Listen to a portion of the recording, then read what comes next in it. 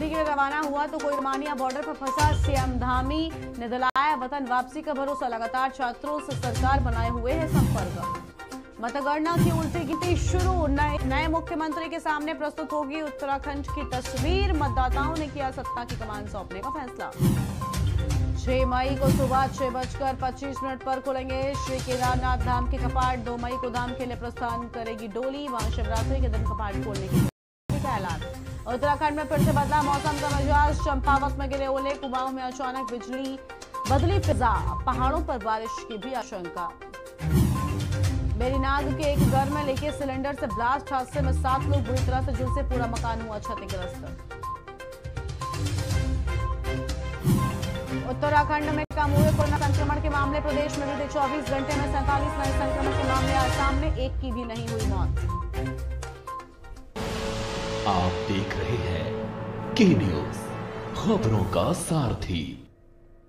नमस्कार, मैं हूं गरिमा वाजपेयी और खबर उत्तराखंड में आप सभी का स्वागत है। रुक करते हैं खबरों की ओर। खबर है देहरादून से, जहां मुख्यमंत्री पुष्कर सिंह धामी दिल्ली पहुंचे हैं और मतदान करने के बाद में सीएम का दिल्ली का ये दूसरा दौरा है। पार्टी के शीर्ष नेताओं से मुलाकात करेंगे और पार्टी में जारी भीतरघात और यूक्रेन मसले पर कर सकते हैं चर्चा। सीएम की मुलाकातों का दौर लगातार जारी है। मुख्यमंत्री पुष्कर सिंह धामी दिल्ली पहुंच चुके हैं। मतदान के बाद सीएम का दिल्ली का दूसरा दौरा है। पार्टी के शीर्ष नेताओं से मुलाकात भी करेंगे सीएम पुष्कर सिंह धामी। बड़ी जानकारी आपको बता रहे हैं, जहां पार्टी में जारी भीतरघात और यूक्रेन मसले को लेकर भी बातचीत होगी और सीएम की मुलाकातों का दौर लगातार जारी है। ये बड़ी जानकारी आपको हम बता रहे हैं।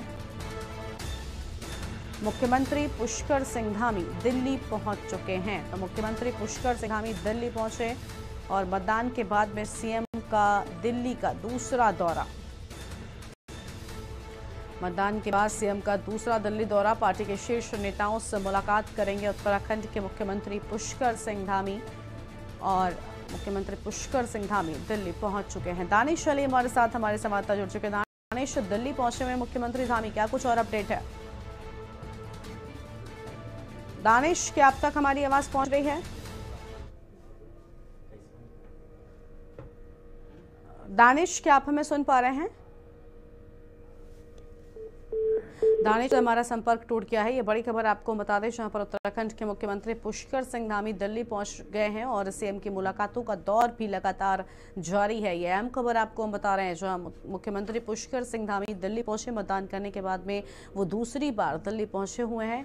और दानिश एक बार फिर से हमारे साथ फोन पर जुड़ चुके हैं। दानिश, मतदान के बाद सीएम का दूसरा दिल्ली दौरा है इस बार, क्या कुछ अपडेट है? क्योंकि लगातार मुलाकातों का दौर भी जारी है।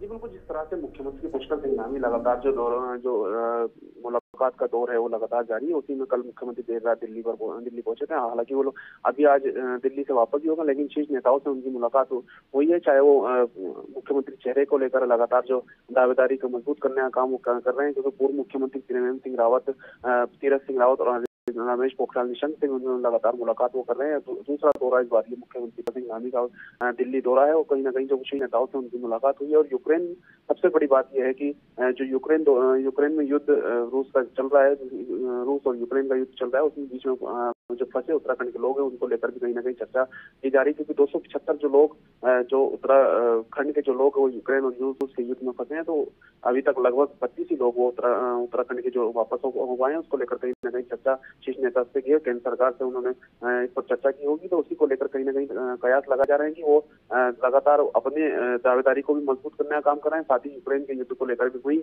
अगर बात करें तो संगठन की, तो संगठन में मुख्यमंत्री पुष्कर सिंह धामी भी दिल्ली थे और जो प्रदेश अध्यक्ष मदन कौशिक भी दिल्ली थे। उसको कहीं ना कहीं जो इन दोनों की जो नेता है, इन दोनों की मुलाकात शीर्ष नेतृत्व से हुई थी और कई जो मुद्दों पर इनकी चर्चा हुई थी।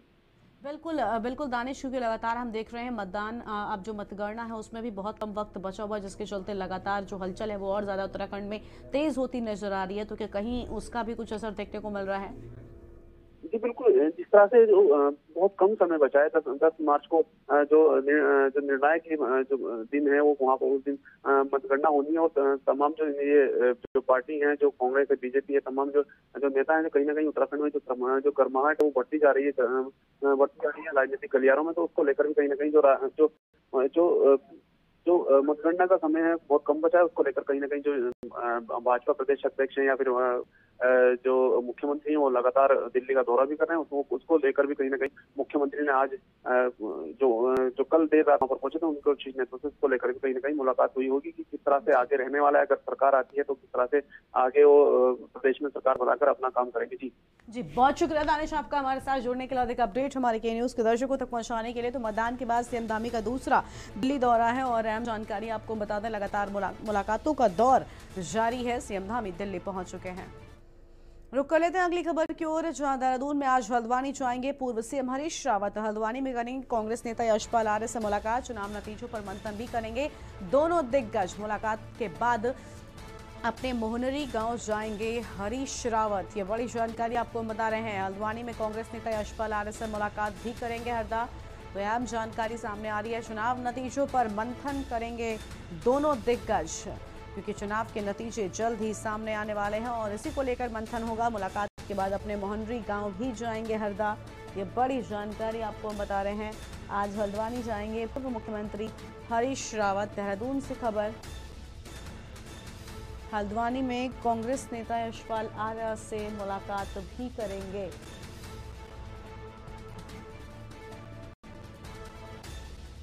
तो चुनाव नतीजों पर मंथन करेंगे हरदा। ये बड़ी जानकारी आपको हम बता रहे हैं। यहाँ पर मुलाकात के बाद अपने मोहनरी गांव भी जाएंगे हरीश रावत। यह अहम जानकारी सामने आ रही है और चुनाव नतीजों को लेकर मंथन भी दोनों नेताओं के बीच में होगा, क्योंकि यशपाल आर्य से हल्द्वानी में मुलाकात करेंगे हरीश रावत। चुनाव नतीजों पर मंथन करेंगे दोनों दिग्गज। और इसी खबर पर अधिक अपडेट के लिए हमारे साथ हमारे संवाददाता दानिश एक बार फिर से फोन लाइन पर जुड़ चुके हैं। दानिश, हल्द्वानी पहुंच रहे हैं, यशपाल आर्य से मुलाकात होगी। बताया जा रहा है कि चुनाव नतीजों को लेकर दोनों के बीच मंथन होगा।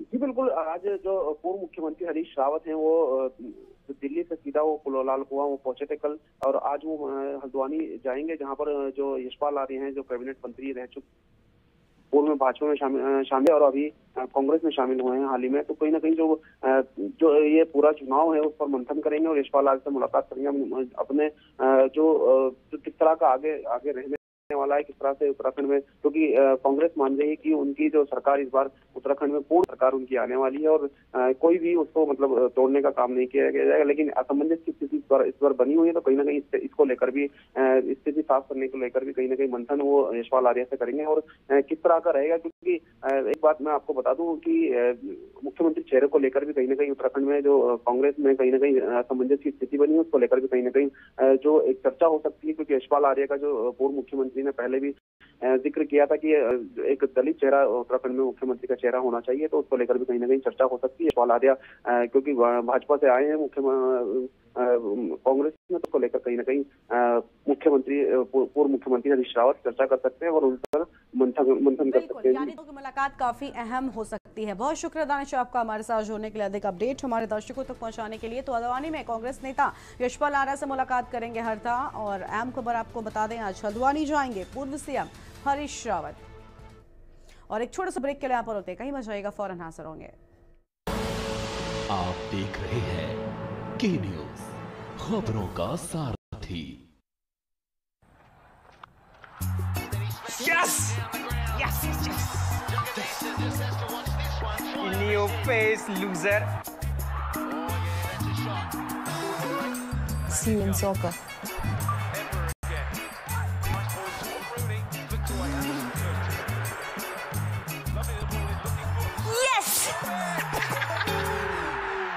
हाँ, predict cricket and football results and win cash only on Sky 247, anywhere, anytime, 24/7 entertainment only on Sky 247.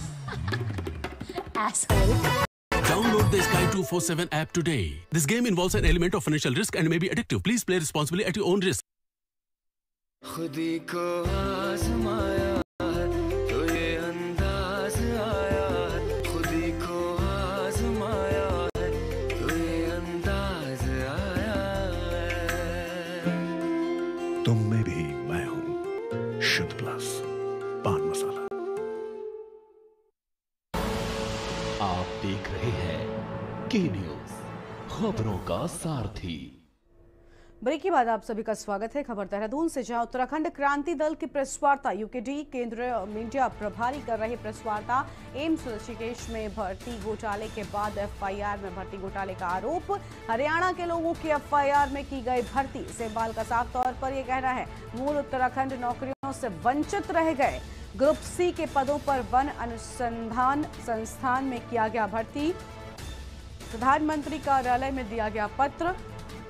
भर्ती घोटाले में लंबित मामलों की जांच। सेमवाल की ओर से बड़ी बातें कही गई है। उत्तराखंड क्रांति दल की प्रेस वार्ता, संस्थान के पदाधिकारियों को दूर रखा जाए। सेमवाल की ओर से सभी बड़ी बातें सामने आई हैं। जीरो टॉलरेंस की सरकार पर यूकेडी का अब हमला, पत्र लिखकर जांच की मांग की है सेमवाल ने। यह अहम खबर आपको हम बता दें, जहां पर यूकेडी की ओर से प्रेस कॉन्फ्रेंस कर ये बड़ी बातें कही गई हैं। और अगली खबर उत्तरकाशी से है, जहां जिले के कई गांवों में स्टेट सोलर लाइटें बनी शोपीस। विभागों की अनदेखी के चलते नहीं दिया जा रहा है ध्यान। ग्रामीणों ने स्थानीय व जिला प्रशासन से शिकायत की है और जल्द ही लाइटों को ठीक कराने की शिकायत की गई है।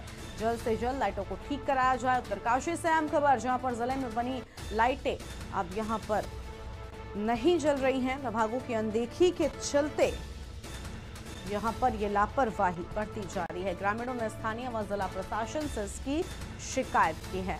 ग्रामीणों की ओर से इस पूरे मामले की शिकायत की गई है। जल्द ही लाइटों को ठीक कराने की बात लगातार ग्रामीणों की ओर से कही जा रही है।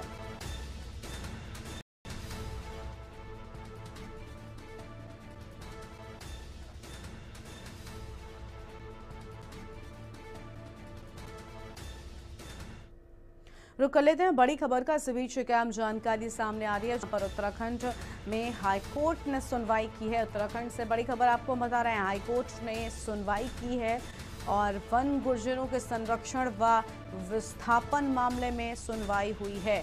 तो विस्थापन मामले में सुनवाई हुई है और दायर जनहित याचिकाओं पर आज फिर से सुनवाई होगी। दायर जनहित की याचिकाओं पर आज फिर से होगी सुनवाई।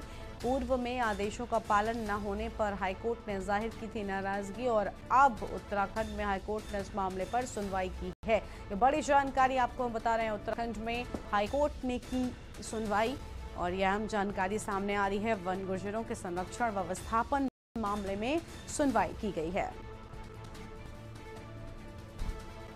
दायर जनहित याचिकाओं पर आज फिर से सुनवाई होगी। ये बड़ी जानकारी आपको हम बता दें, जहां पूर्व में आदेशों का पालन न होने पर हाईकोर्ट ने नाराजगी जाहिर की थी, लेकिन अब सुनवाई हुई है। और राजेश वर्मा ब्यूरो चीफ हमारे साथ फोन लाइन पर जुड़ चुके हैं। राजेश जी, उत्तराखंड में हाईकोर्ट ने पूरे मामले की सुनवाई की, अपडेट क्या कुछ? बिल्कुल गरिमा, मैं बता दूं क्योंकि लंबा समय हो चला है और साथ ही एक बड़ा समुदाय जो है वन गुर्जरों का जो है वनों में आज भी अपना जीवन यापन जो है व्यतीत कर रहा है। इसके चलते जो है हाईकोर्ट ने पहले भी आदेश दिए थे, जिसमें वन गुर्जरों को जो है साथ में उनका संरक्षण व विस्थापन करने के मामले को लेकर के जो है याचिका जो है वो दायर की गई थी हाईकोर्ट में, जिसपे आज जो है वो सुनवाई होगी। और इसमें पूर्व में भी जो है इसमें आदेशों के पालन ना होने की वजह से जो है हाईकोर्ट ने अपनी नाराजगी जो है वो गरिमा व्यक्त की थी। और इसके बाद जो है आज जिस तरीके से जो वन गुर्जरों के संरक्षण व विस्थापन के मामले को लेकर के जो याचिका दायर है, उस पर अलग अलग जनहित याचिकाओं पर जो है आज होगी। बिल्कुल, यानी कहीं ना कहीं आज का दिन बेहद खास, क्योंकि लगातार राजेश जी हम देख रहे थे वन गुर्जरों और संरक्षण के व विस्थापन के मामले को लेकर बातचीत जो थी वो हो रही थी, मुद्दे लगातार उठाए जा रहे थे। बिल्कुल गरिमा, क्योंकि लगातार जिस तरीके से जैसे मैंने बताया कि बड़ी संख्या में जो है जो है तमाम जो है प्रदेश के अलग अलग जो फॉरेस्ट से संबंधित जगह है वहां पर वो अपना जीवन व्यतीत कर रहे हैं। और कहीं ना कहीं बड़ा जो है एक वो वहां पर जो है वनों के लिए और साथ साथ जो वन जीव है उनके लिए भी एक बड़ा खतरा जो है आपस में बनता हुआ दिखाई देने को मिला है। कई बार घटनाएं हो चुकी है कि जो जंगली जानवर है वो उस दायरे में जो है वो आते थे तो कहीं ना कहीं उनको नुकसान होता था। तो इसी वजह से जो है काफी लंबे समय से जो है वन गुर्जरों को विस्थापन करने की मांग जो है ये प्रदेश के अंदर उठ रही थी, जिसमें लगातार जो है प्रयास जो है लगाए जा रहे थे, लेकिन कहीं ना कहीं सुनवाई जो है वो कहीं ना कहीं टली है और इसके चलते जो है पहले भी आदेश जो है हाईकोर्ट में किए गए थे कोर्ट में और उसका पालन जो है वो ठीक से नहीं हो पाया, जिसपे आज जो है ये याचिका जो है दायर है। और जी राजेश जी, बहुत शुक्रिया आपका हमारे साथ जुड़ने के लिए, अधिक अपडेट हमारे दर्शकों तक पहुंचाने के लिए। तो अहम खबर आपको बता दें, जहां पर उत्तराखंड में अब हाईकोर्ट ने सुनवाई की, दायर जनहित याचिकाओं पर आज फिर से सुनवाई होने की बात सामने आ रही है। उत्तराखंड से अहम खबर आपको हम बता रहे हैं। और अगली खबर देहरादून से, जहां देश के हिमालयी राज्यों में बर्फबारी जारी रहेगी। बर्फबारी का दौर कुछ दिन और जारी रहेगा। मौसम विभाग ने अब चेतावनी दे दी है। उत्तराखंड में छिटपुट स्थानों पर ओलावृष्टि की भी आशंका है। देश के हिमालयी राज्य बर्फबारी हिमालयी राज्यों में जारी रहेगी। अहम खबर आपको बता दें, जहां पर कई जगहों पर बर्फबारी जारी रहेगी। मौसम विभाग की ओर से ऐसी चेतावनी दे दी गई है। अहम जानकारी आपको हम बता रहे हैं, जहां मौसम विभाग ने साफ तौर पर यह चेतावनी दी है कि बर्फबारी अभी भी जारी रहेगी। उत्तराखंड में कई स्थानों पर ओलावृष्टि की भी आशंका है। तो देश के हिमालयी राज्यों में बर्फबारी जारी रहेगी। जम्मू कश्मीर, गिलगित और बाल्टिस्तान, मुजफ्फराबाद, हिमाचल प्रदेश, उत्तराखंड में बारिश और बर्फबारी।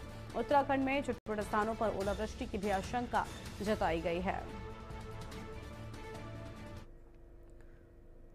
और अगली खबर दिनेशपुर से है, जहां दुर्गापुर से आनंद खेड़ा मार्ग पर एक ट्रक अनियंत्रित होकर एक के बाद एक साथ बिजली के खंभों को तोड़ता हुआ चला गया, जिससे कि गंभीर हादसा होते होते बच गया। आपको बता दें कि इस मार्ग में 3 स्कूल हैं। बिजली विभाग के जेई मेहताब अली ने कहा कि इस ट्रक ड्राइवर के खिलाफ थाने में तहरीर दे दी गई है। इस दौरान ग्राम प्रधान ने कहा कि यहां मार्ग ग्रामीण क्षेत्र के अंदर आता है और यहां लिंक मार्ग है और कई बार शासन प्रशासन से भारी वाहन उक्त मार्ग से न ले जाने के चलते शिकायत भी की गई, लेकिन कोई भी अधिकारी जोर ध्यान नहीं दे रहा है। खंबा के लेकर बात करना, कैसे खंबा के वो खंबा टूटा हुआ है।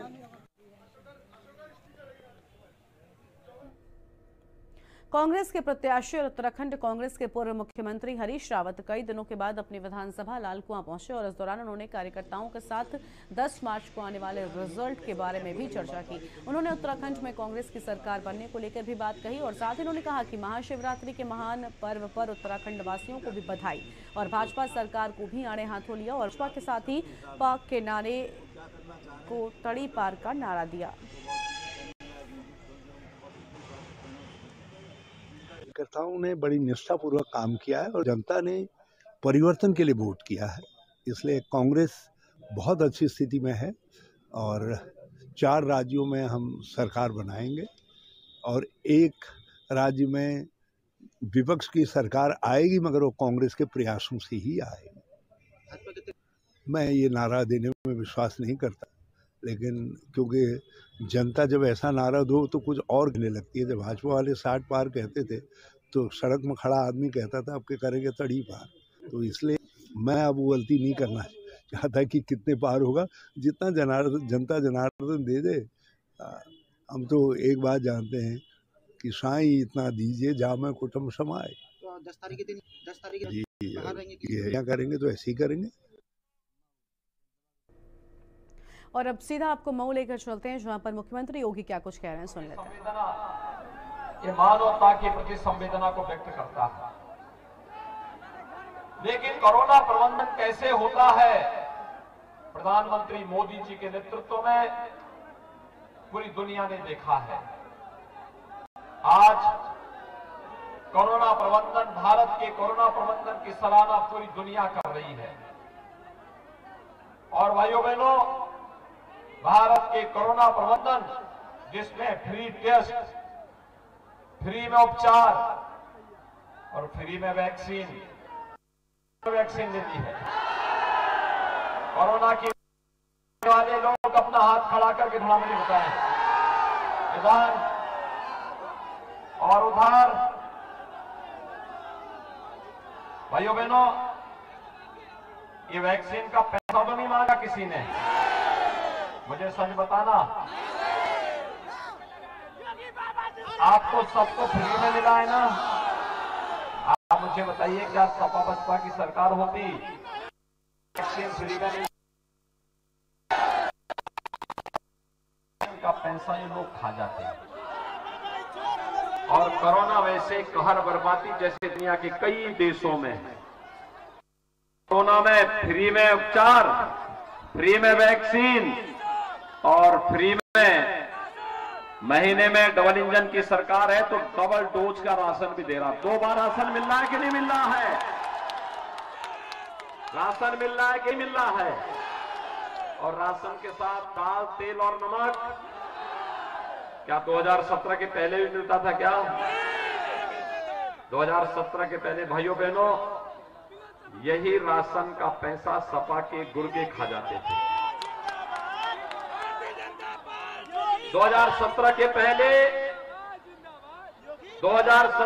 पहले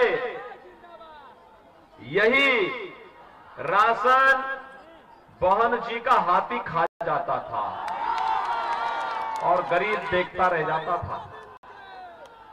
भाइयों बहनों आज फ्री में राशन और अभी तो ये शुरुआत है, अभी ये शुरुआत है। अभी तो हमने तय किया मार्च के बाद जब सरकार की उज्ज्वला योजना के हर लाभार्थी को होली और दीपावली में फ्री रसोई गैस का सिलेंडर भी उपलब्ध करवाएंगे।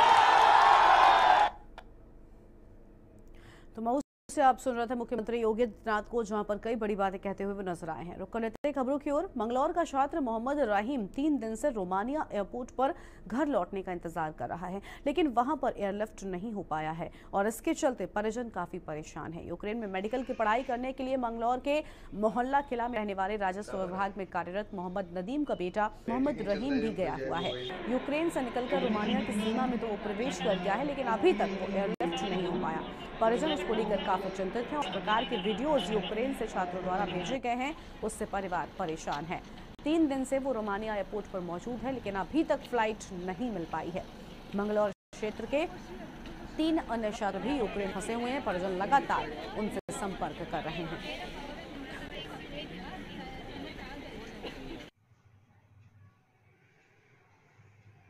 मेरा बेटा मेडिकल MBBS की पढ़ाई के लिए यूक्रेन गए हुए थे।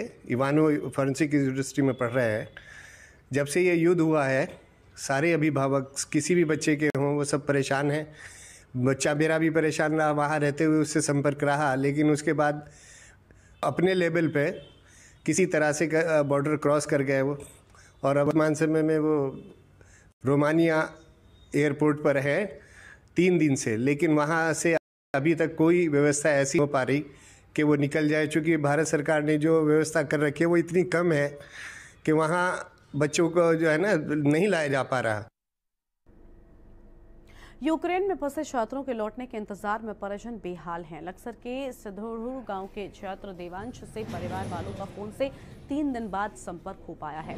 2 दिन तक परिवार वालों की सांसें अटकी रही। 3 दिन बात होने के बाद परिवार ने थोड़ी सी राहत महसूस की है। देवांश रोमानिया पहुंच गए हैं। बेटे के इंतजार में लोग परेशान हैं। देवांश से फोन पर बातचीत कर वहां के हालात और किस हाल में है जानकारी ले रहे हैं। गांव के ग्रामीण भी भारत सरकार से सभी भारतीयों को वापस अपने देश लाने की मांग कर रहे हैं। सर खाना पीना तो फिलहाल ना ठीक ही है। फिलहाल में ना पहले ना 24 घंटे ना भूखे रहे और ग्राउंड में रहे ना खुले में रहे, सर्दी में रहे ना। 24 घंटे के बाद एंट्री हो गई बच्चे की कि ना ठीक है, सुकून है। वहाँ पे लंगर भी है और कंबल भी दे दिए गए हमको। ना रोमानिया बॉर्डर पार कर चुका है, जल्दी लौट जाएगा। हाँ जी, रोमानिया में है ना। जी समय से बहुत कष्टदायी गुजर रहा है। बच्चे की बहुत याद आती है, लेकिन हमें सरकार पे पूरा भरोसा है कि हमारे बच्चे को सुरक्षित लेके आएगी। बच्चे से बात हुई? बच्चे से शाम बात हुई थी। ठीक है, वो सुरक्षित? ठीक है, वो सुरक्षित है। कब तक उम्मीद आने? जी अभी बता रहा था कि अभी मम्मी कुछ नहीं पता, 2-3 दिन लगेंगे। और फिलहाल इस बुलेटिन में कहीं आप देखते रहिए के न्यूज़ इंडिया। नमस्कार।